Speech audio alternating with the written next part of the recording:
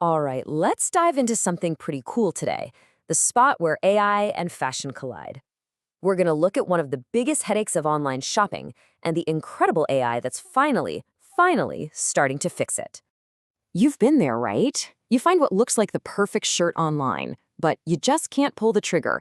You're wondering, how's that really going to look on me? How will it hang? Will it even fit? For as long as we've been buying clothes online, that's been the big question mark. So, what's the deal? Why has it been so ridiculously hard to create a virtual fitting room that actually works? Well, for a long time, the tech just wasn't up to snuff. And believe me, the problems are way more complicated than you might think. I mean, those early attempts at virtual try-on, they were not great. It felt less like you were trying on clothes and more like you were just slapping a flat 2D sticker onto your photo. The whole thing was low res, it looked awkward, and it gave you zero sense of actual fit. And look, this isn't just me saying it.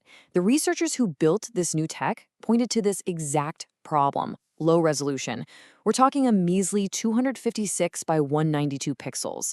At that size, you lose all the detail, all the texture that makes clothes look like, clothes. It was a huge roadblock.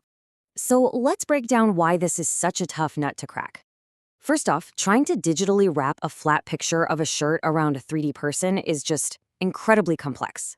If the edges don't line up perfectly, you get these weird, glitchy-looking spots.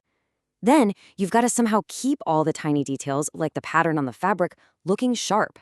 And to top it all off, the AI has to dream up what your body looks like underneath your old clothes to put the new ones on top. It's a lot to ask. But this is where the story gets really interesting. A team of researchers has come up with a totally new model that tackles all of those problems head-on. And it's pushing virtual try-on from a clunky gimmick into something that looks, well, real. So say hello to Viton HD. This is the first AI model of its kind that can actually generate high-definition virtual try-on images.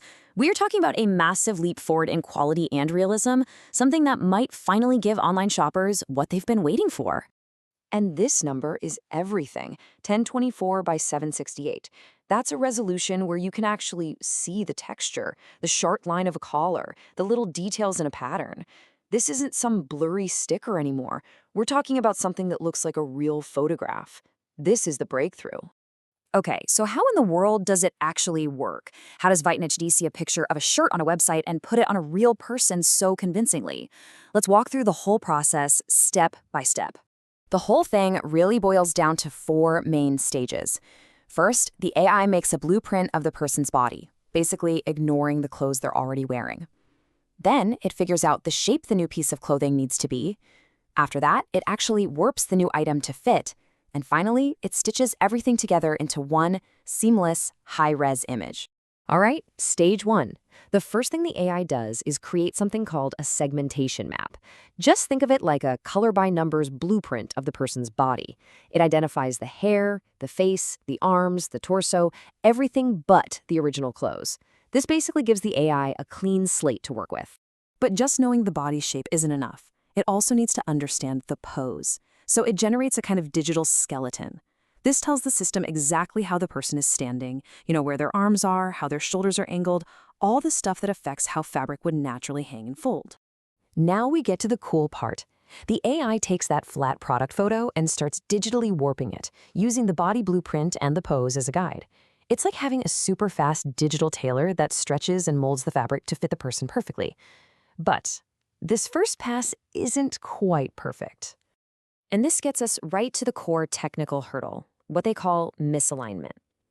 On the left, that's the AI's first go at warping the shirt. You can see the edges are a little fuzzy, not quite right. On the right, that's the perfect target shape.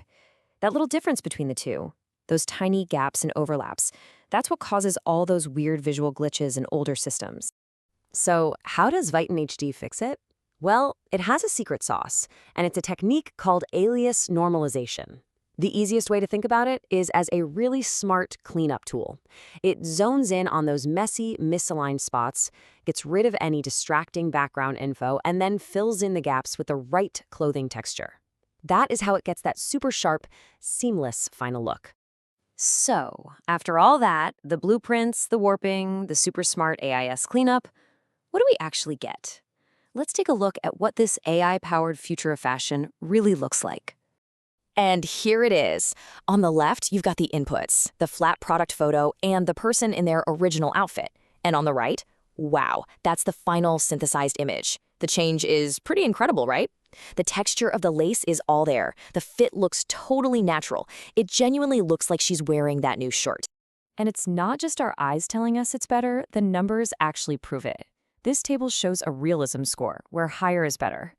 The previous best-in-class AI, ACGPN, it scored a 0.856.